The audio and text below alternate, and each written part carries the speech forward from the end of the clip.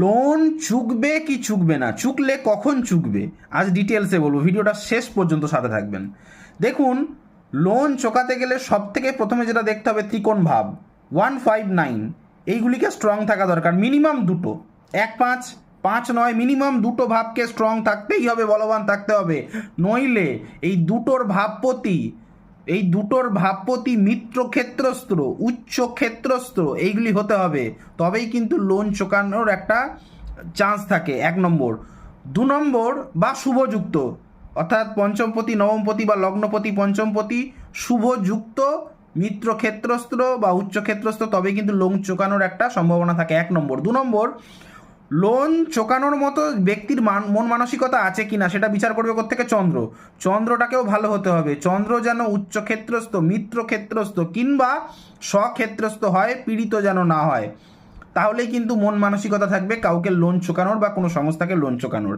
তারপর দ্বাদশ ভাব, দ্বাদশপতিকেও স্ট্রং থাকতে হবে, কারণ দ্বাদশ ভাব যদি স্ট্রং থাকে তাহলে ব্যয় কমবে এবং খরচ বাঁচবে। ঠিক আছে।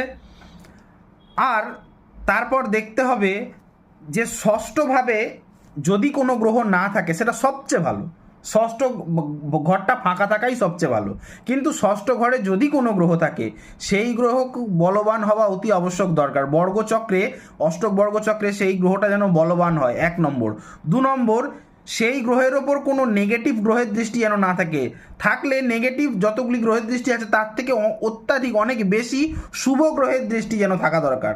ষষ্ঠে বসা গ্রহের ওপর শুভ গ্রহের দৃষ্টি থাকা দরকার, বিশেষ করে লগ্ন সাপেক্ষে দ্বিতীয় এবং একাদশপতির দৃষ্টি থাকলে খুব ভালো, বা পঞ্চম এবং নবমেরও দৃষ্টি থাকলে খুব ভালো, এবং ষষ্ঠ ভাবপতি মিত্র ক্ষেত্রস্থ বা ষষ্ঠ ভাবপতি কোনো শুভ গ্রহযুক্ত হয়ে মিত্রক্ষেত্রে বা উচ্চ ক্ষেত্রস্থে বসে রয়েছে, সেগুলো কিন্তু খুব ভালো, লোন চোকানোর মতো একটা টেন্ডেন্সি থাকে তাদের মধ্যে দেখা যায়।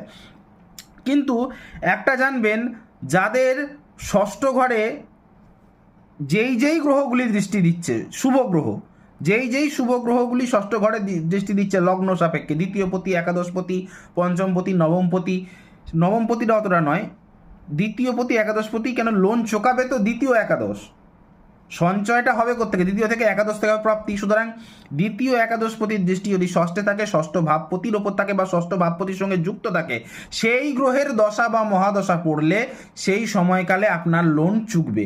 এবার একদমই আপনি লোন চোকাতে পারছেন না, সেক্ষেত্রেও কিন্তু খুব সলিড তান্ত্রিক উপাচারের প্রতিকার রয়েছে, ঋণ মুক্তি কবচ রয়েছে, ঋণ মুক্তি গণেশ কবচও রয়েছে, এবং রেমিডি স্টোন রেমিডিয়াল মেজারমেন্টও রয়েছে।